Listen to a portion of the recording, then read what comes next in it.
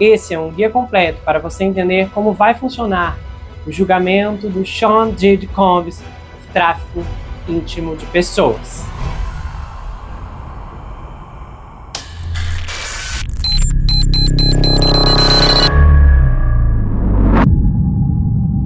Olá pessoal, bem-vindos a esse canal. Eu sou Gustavo Negreiro, seu psicanalista favorito, e hoje estamos em mais uma atração do 24 Horas na Mira, na saga investigativa do Sean Combs. Lembrando que eu tenho feito a cobertura desse caso desde outubro do ano passado. Tem toda a biografia, os andamentos, desdobramentos, processos e tudo mais. Você encontra uma playlist organizada em ordem cronológica, se você for na página inicial. Tem as outras investigações paralelas de casos associados que eu fiz no decorrer desses meses, incluindo a recomendação de um caso que eu quero fazer para vocês, se você ainda não assistiu, que é a investigação do Bryan Singer, o diretor da franquia dos X-Men, que no decorrer da franquia cometeu horrores e atrocidades semelhantes às do Sean, só que com menores, meninos, homens. E o link para essa investigação vai estar fixado no primeiro comentário, então não deixe de conferir, de assistir, que eu tenho certeza que você vai ficar perplexo. E nós vamos iniciar esse caso agora. Menos de um ano após sua prisão em um hotel de Manhattan, o julgamento do Sean Diddy Combs por tráfico íntimo está se aproximando rapidamente, com as etapas preliminares de seleção do júri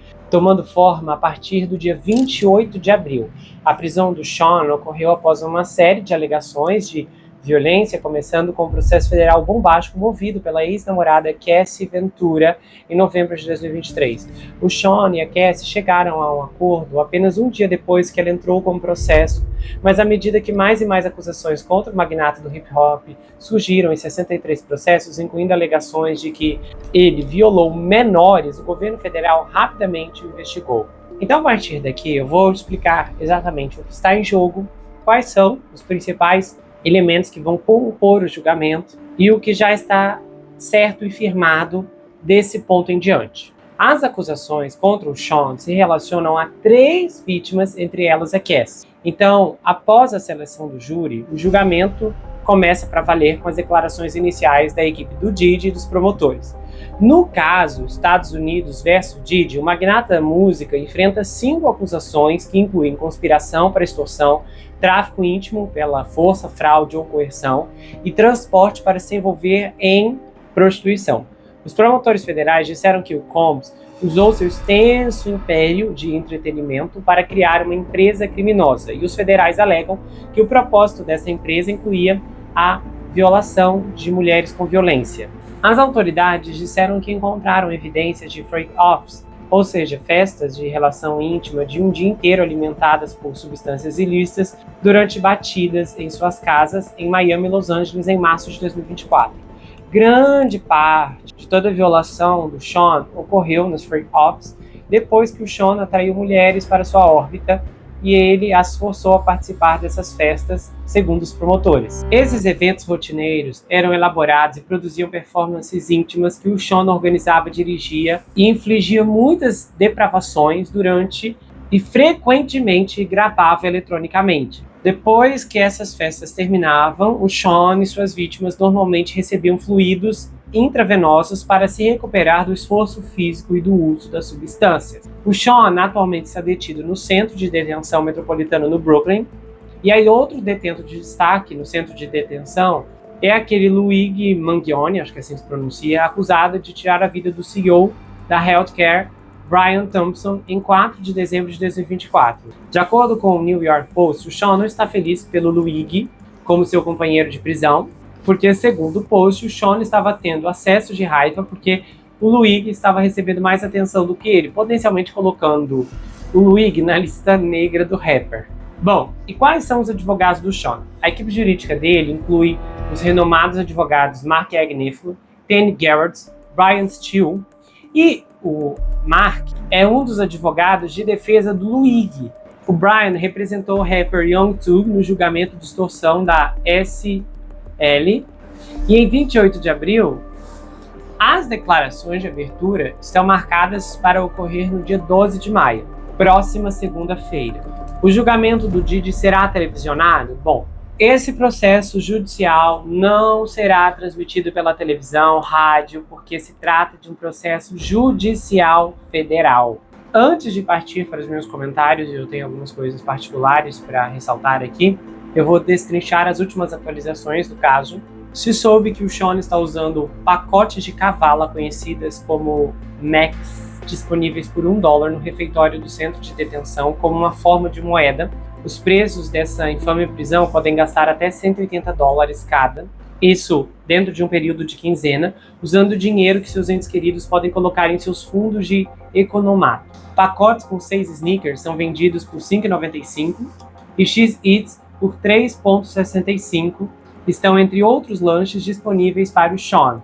Lembrando que o Sean está atualmente detido no Fort North, que é uma unidade tipo dormitório no 4º andar, onde vivem cerca de 20 detentos homens, geralmente alguns dos mais famosos da prisão. Informantes do governo e ex-membros de gangues, que podem estar em risco de ataques retaliatórios da população em geral, também são mantidos na ala segura. Em comparação com outras seções do famoso centro de detenção, as condições do Fort North são geralmente mais brandas, porque os presos normalmente podem se movimentar livremente pela unidade, que tem beliches, TVs, micro-ondas e academia. Os agentes penitenciários supervisionam diversas verificações diárias obrigatórias com os presos, e o banheiro tem cabines e os presos fazem as refeições na área comum.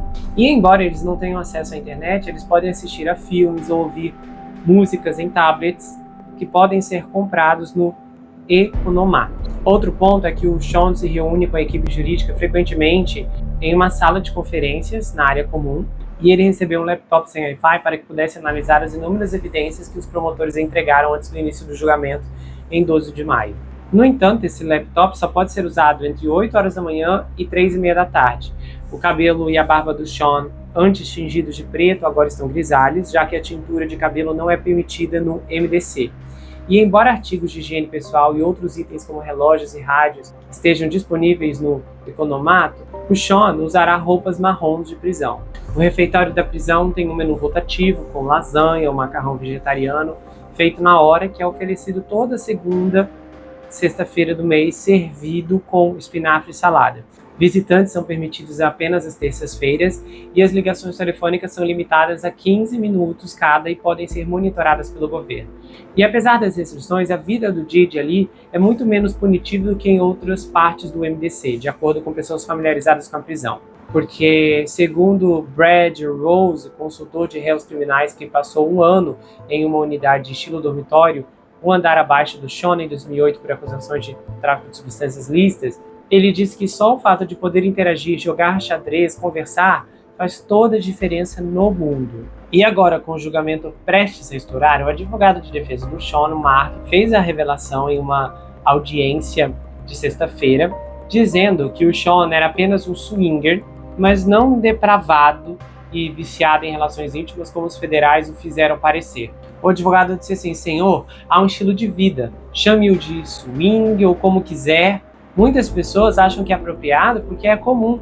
Aí a defesa diz que pretende citar as supostas inclinações do Sean ao swing para argumentar que ele não tinha intenção de cometer crimes quando contratou acompanhantes masculinos para se envolver com suas parceiras em maratonas íntimas de vários dias, movidas por substâncias e tal. E os advogados disseram que não vão argumentar que ele foi alvo de uma acusação seletiva por ser um homem negro e nem mencionar pessoas brancas proeminentes que contrataram profissionais do trabalho íntimo e não foram acusadas de crimes. Porque os advogados anteriormente já tinham proporcionado esse argumento de que nenhuma pessoa branca havia sido indiciada por uma acusação semelhante, e essa declamação toda não foi suficiente para convencer o juiz na época. A outra advogada, Alexandra Shapiro, em um documento judicial em março, disse assim: os promotores sempre parecem concluir que a vida íntima de homens negros é ruim o suficiente para merecer punição. Que o Sean rejeitou uma oferta de confissão de culpa feita antes do julgamento. A promotora federal Madison Sicer revelou que o acordo foi oferecido, mas não deu detalhes. E o juiz decidiu que os jurados também poderão assistir ao vídeo perturbador do Sean chutando e arrastando a Cassie no corredor de um hotel em Los Angeles em 5 de março de 2016. A equipe do Sean alegou que esse vídeo deveria ser mantido fora do julgamento, alegando que a CNN alterou e depois destruiu a filmagem original antes de transmiti-la. Mas o juiz, em uma das várias decisões proferidas durante a audiência, observou que os federais têm 2 testemunhas preparadas para testemunhar que o vídeo é autêntico. E agora o recurso mais recente é que a equipe do Sean alegou que ele pode não ter capacidade mental para cometer crimes devido ao uso de substâncias. Pois é, no domingo os promotores entraram com uma moção para contestar qualquer depoimento que pudesse sugerir que o rapper não tinha capacidade mental. E aí, no domingo, os promotores entraram com uma moção para contestar qualquer depoimento que pudesse sugerir que ele não tinha capacidade mental para infringir a lei. Sim, porque parece, gente, olha agora, que a equipe do Sean se adiantou e conseguiu um psiquiatra, o Dr. Eli Ayon, que elaborou um documento de todo tamanho, alegando que o Sean tem uma capacidade diminuída e que precisaria ter uma grande capacidade para cometer os crimes do qual ele é acusado, uma condição mental que influencia a culpa. Só que os promotores estão batendo de frente, dizendo, olha, não, essa argumentação é excessivamente exagerada para esse caso e completamente desligada do que de fato aconteceu. Sinceramente, vergonha desse psiquiatra, né, por fazer isso. Realmente tem consciência para tudo. Psiquiatra de defesa de criminoso é igual advogado de defesa de criminoso. Consegue vir com os argumentos mais absurdos para de alguma forma abrandar ou justificar o que aconteceu, sem cabimento. Mas agora eu preciso conversar com vocês como eu imagino que o andamento do processo vai funcionar através desse veículo aqui como fonte de informação. Um ponto muito desconfortável para mim em relação a esse julgamento é a insegurança em relação ao que ocorre lá dentro, porque nós vamos ficar reféns dos jornalistas que vão transliterar o desdobramento das audiências em seus principais vetores de informação. E isso é um ponto muito, muito difícil, porque o julgamento do Johnny Depp e da Amber Heard, por exemplo, teve uma abundância de detalhes, de exposições, de testemunhas que desmentiram, que desmascararam, que expuseram a Amber tantas vezes, em tantos dias, e mesmo assim, grandes detalhes assim gravíssimos, que evidências gravíssimas, como a foto da geladeira, a testemunha do TMZ, por aí vai, sequer foram noticiadas nos grandes sites. A maioria das manchetes se concentrava de alguma forma em alguma coisa que pudesse denegrir o Johnny. Se o contato do público com o julgamento fosse apenas através dessas manchetes, todos consideraríamos a Amber uma grande vítima, uma provável vencedora, e o mundo inteiro ia ficar horrorizado com o veredito final, ninguém ia entender nada. Com certeza, o que a mídia iria alegar e levaria as pessoas a pensar é que o Johnny comprou o veredito, porque a cobertura deles foi extremamente tendenciosa e desconectada da verdade dos fatos. Tivemos uma grande emissora aqui no Brasil que fez uma reportagem no domingo à noite, chegando ao ponto de denegrir o Johnny e trazer especialistas de quinta categoria para dizer que a Amber tinha uma grande chance de ganhar. Se essa emissora não tinha integridade para relatar a briga judicial de um relacionamento falido que estava ocorrendo em um outro país, imagine agora quantas informações podem acabar sendo engolidas, porque a imprensa tem 1001 motivos para manter muita coisa debaixo do tapete, porque o ecossistema do Sean envolve uma rede de facilitadores, de pessoas que deram palco, mídia, prêmios e passaram por cima de um comportamento criminoso ao longo de várias décadas para beneficiá-lo, sem contar a conexão desenfreada dele com nomes gigantescos na indústria da música cinematográfica, além do envolvimento muito íntimo que ele teve com figuras políticas de extrema importância na política americana, pessoas que exercem uma voz potente até os dias de hoje, e nós sabemos que isso é um campo minado, porque há um potencial que outros nomes sejam soprados nesse julgamento, e esses grandes veículos não estão ansiosos para fazer dessas pessoas a manchete do dia. Nomes como Jay-Z, Beyoncé, Leonardo DiCaprio foram muito bem protegidos no decorrer desse escândalo. A gente viu que a única pessoa que se levantou contra o Jay-Z foi derrubada muito rapidamente, e independente de qualquer coisa, é importante relembrar que o advogado Tony Buzbee viu um exército se levantar contra ele da noite para o dia.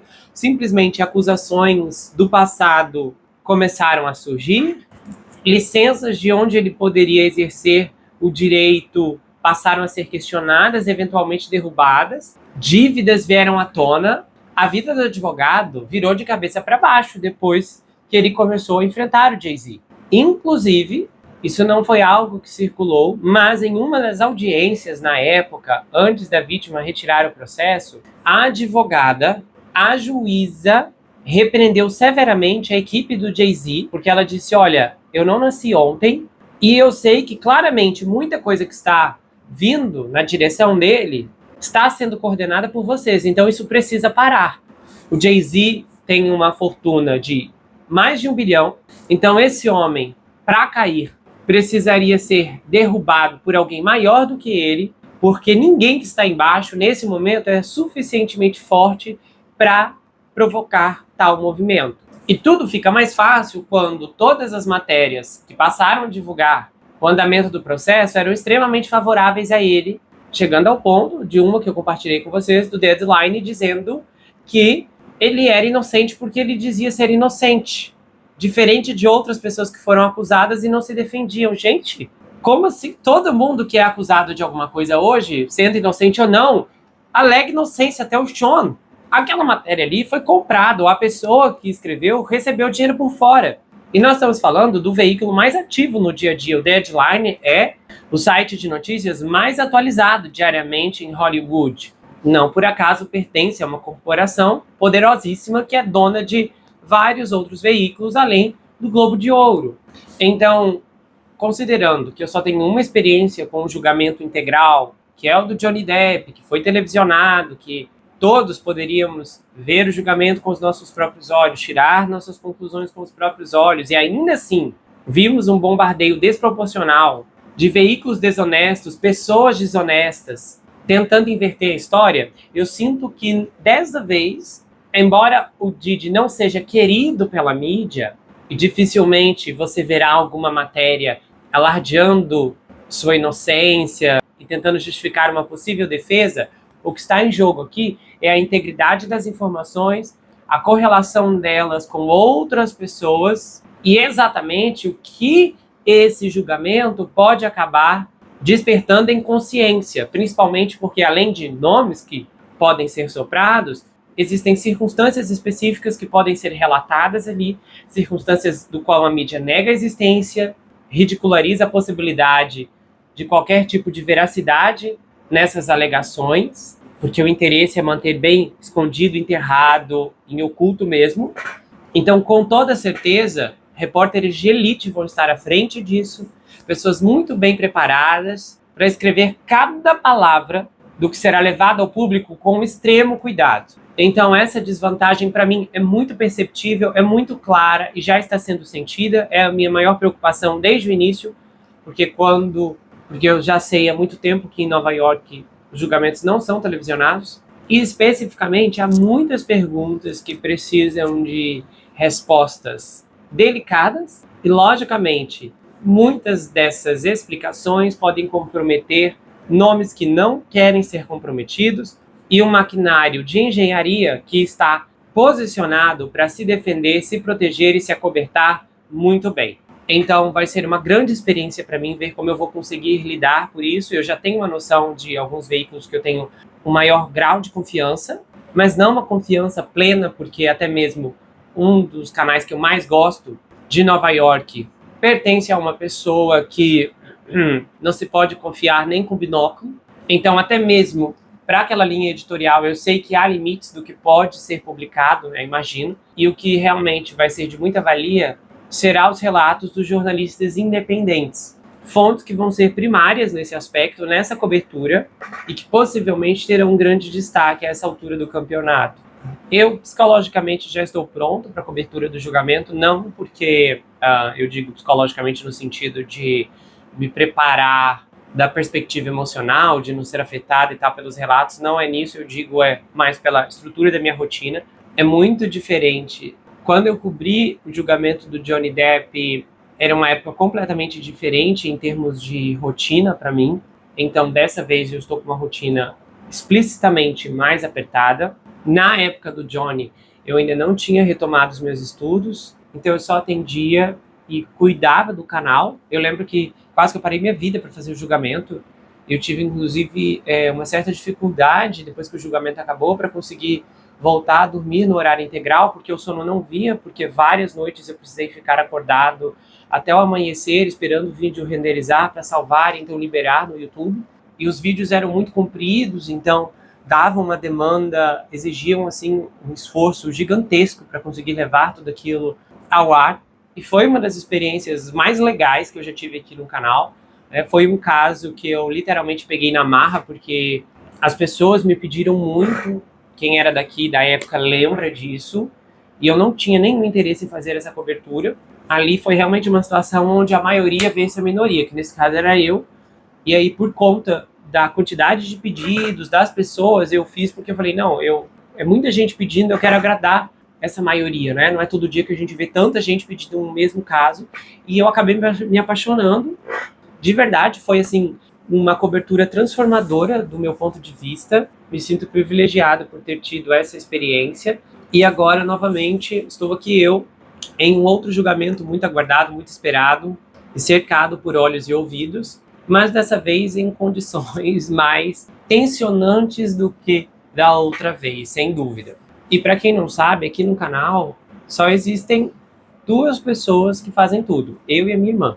Então eu roteirizo, eu gravo, eu faço o corte líquido do vídeo, eu anexo as fotos, depois a minha irmã vem para adicionar efeitos, fazer aquele começo de apresentação do canal, ajeitar aquelas fotos do começo do vídeo, do final do episódio. Aí esse vídeo precisa ser renderizado, conferido mais uma vez. Aí eu separo as imagens para thumbnail, a minha irmã faz a thumbnail, aí eu anexo o vídeo, coloco o link, faço a descrição, programo o vídeo e então ele é liberado às 10 horas da manhã.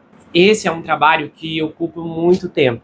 E apesar de que desde outubro para cá, vocês perceberam que a frequência de vídeo saltou de 1 por semana para vários por semana, de 4 a 5, essa frequência tem dado certo porque eu consegui me estabilizar em termos de agenda para deixar os vídeos daquela semana parcialmente prontos na semana anterior. Então, são poucas vezes, alguns poucos vídeos nesses últimos meses, que eu precisei fazer uma gravação fora do dia específico que eu, de fato, gravo. Então, algumas emergências, eu lembro que eu falei, não, preciso sentar e gravar. E aí o vídeo foi liberado no dia seguinte, por exemplo. Só isso provocava um turbilhão de corridas intensas para conseguir organizar tudo que eu precisava fazer para o meu trabalho, para os meus estudos e levar ao canal. Minha irmã também estuda, tem o trabalho dela. Minha irmã também faz faculdade, também faz mestrado, também faz pós-graduação. Então, realmente, a gente se vê driblando e girando vários pratos ao mesmo tempo. E, graças a Deus, até aqui tem funcionado. O caso do Sean é desafiante por quê? Porque, diferente do julgamento do Johnny Depp, em que eu reunia as audiências da semana, sentava no sábado, gravava vários episódios, começava a editar para ir lançando a partir de segunda-feira, esse julgamento aqui, até este momento, eu acredito que vou fazer basicamente diário. Pela intensidade do caso e das informações, eu não vejo muito sentido em esperar o fim de semana para lançar na outra semana, né, as informações, considerando que as informações não estão saindo a todo tempo. Eu acredito que vou gravar num dia para liberar no outro, o mais cedo possível. Ou talvez até mesmo, se não ficar muito tarde, aí depende, como vocês estão vendo, são questões que eu estou pensando agora, eu já vou vendo o que dá e o que não dá. Lançar até mesmo no dia da gravação em si, só que parando para pensar agora, fica difícil, porque o julgamento termina no final da tarde, eu teria que conseguir gravar, editar, e aí fazer esse vídeo ficar pronto antes da meia-noite. Olha, realmente vai ser uma corrida contra o tempo, mas eu acredito que a distância de tempo vai ser essa. Então, se tudo transcorrer dessa maneira, a gente vai ver um julgamento mais real-time possível, e o julgamento tem uma previsão de 10 semanas, ou seja, um pouco mais de 2 meses, e singularmente é mais uma experiência muito, muito específica, desafiadora e condizente com os nossos tempos. Então esses são os meus pensamentos a respeito. Todos vocês estão convidados para compartilharem dessa jornada comigo, e eu me comprometo, como sempre, a dar o meu melhor e fazer dessa cobertura não apenas a execução factual, mas que psicologicamente as lições mais valiosas possam ser tiradas de toda essa experiência. Porque independente da circunstância, do lugar ou do ambiente, Sempre temos algo novo a aprender.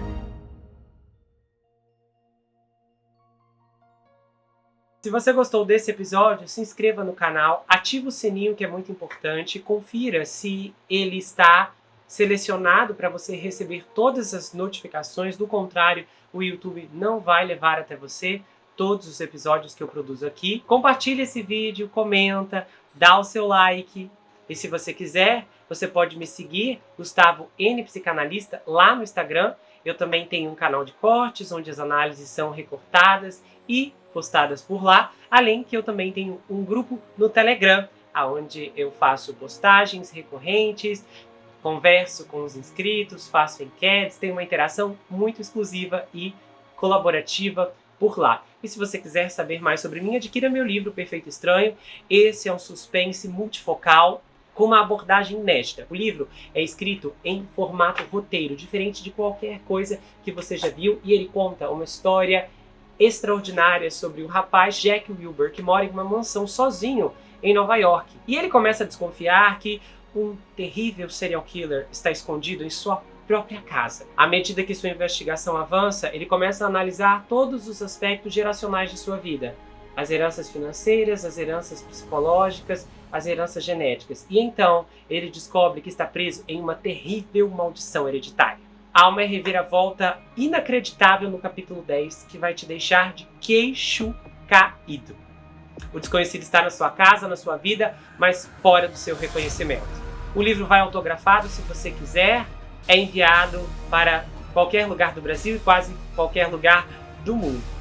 Você pode adquirir pelo meu site, entrar em contato comigo pelo Instagram ou pelo Telegram. A gente se vê no próximo caso e não se esqueça que aqui você sempre vai ter uma amiga. Até mais, pessoal!